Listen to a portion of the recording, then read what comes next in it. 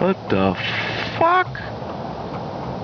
That's gotta be the weirdest shit I've ever seen in my fucking life. I was always a bit of a showman, for lack of a better term. This is so illegal. Is that them?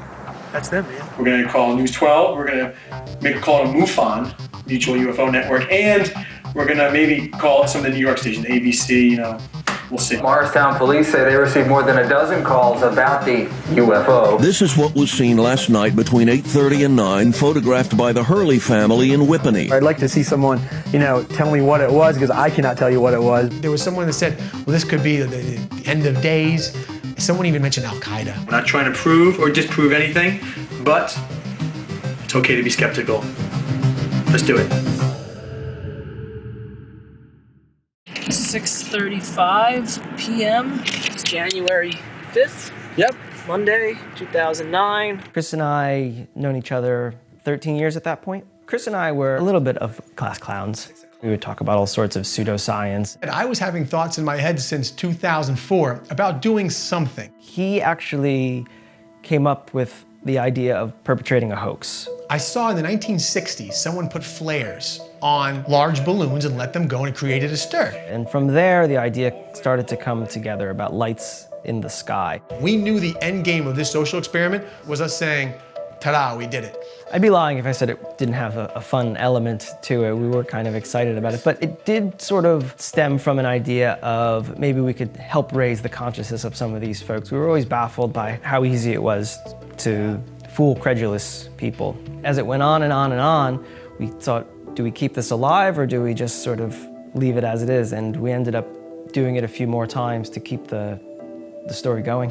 Just want to show you what we have over here. Helium tank. We're going to bring the fishing line and duct tape to take the fishing line to the balloons. 2 flashlights, see in the dark. And finally, in the mystery box, looks like dynamite, but I promise you it's just 5 flares with the fishing line already attached. And here are the balloons right here. Red balloons this time. That was pretty much it. But it's a lot when you're carrying that into the woods, along with helium tanks that were literally 4.5 feet, 5 feet tall. As we're tying those flares to that fishing line, your heart's racing. We let the balloons go in 15-second increments, and it was beautiful.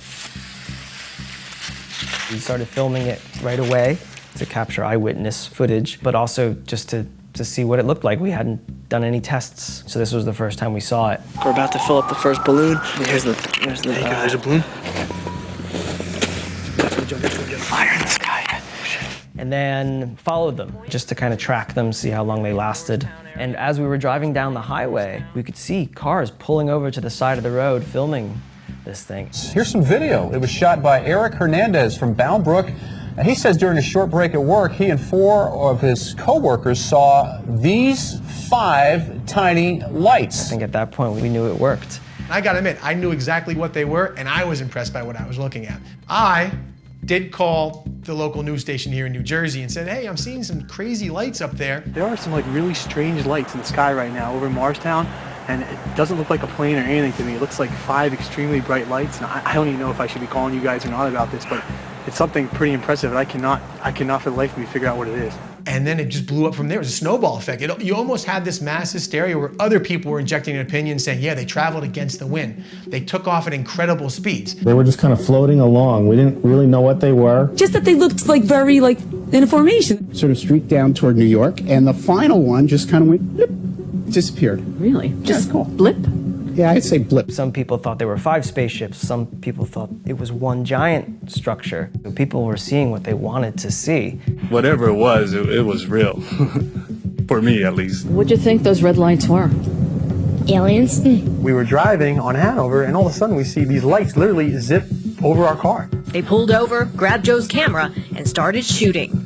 The lights seemed to ascend and descend, almost in a sequence. You can say whatever you want to the media. It's not a crime. But I kind of regret doing that because we were criticized a little bit for injecting our own commentary into this hoax. We didn't need to do that. It was there were so many other people that were jumping on top of this.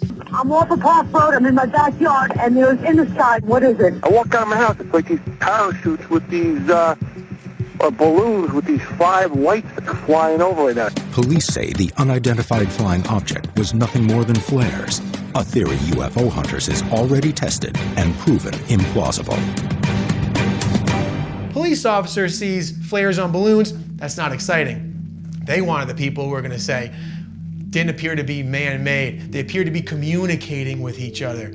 And these experts, quote-unquote experts, came out and said, what we did could not be exactly what it was. It could not be flares and balloons. This could well be the first UFO sighting of 2009. Up next, the team analyzes the footage, and their finding is nothing short of amazing. That thing's just enormous. Eventually what happened was the prosecutor in town had asked publicly, whoever's doing this, please stop. And when that happened, we stopped. And we kind of went into documentary mode and figured out how we were going to explain what we did and why. It definitely was flares on balloons. There was no extraterrestrial involvement at all with this prank. It was all a hoax, and News 12 New Jersey's Derek Dennis found out why two guys from Morris County did it. That's our top story this half hour. Joe Rudy and Chris Russo used helium balloons and flares to make a point about UFOs. A judge in Morris Plains brought them back to Earth on Tuesday. The hoax sparked an FAA and Homeland Security investigation, not to mention countless phone calls to area police agencies reporting a UFO sighting. The result, misdemeanor disorderly conduct charges against culprits Chris Russo and Joe Rudy. A slap on the wrist. Chris and Joe's social experiment got them $250 fines and 50 hours of community service.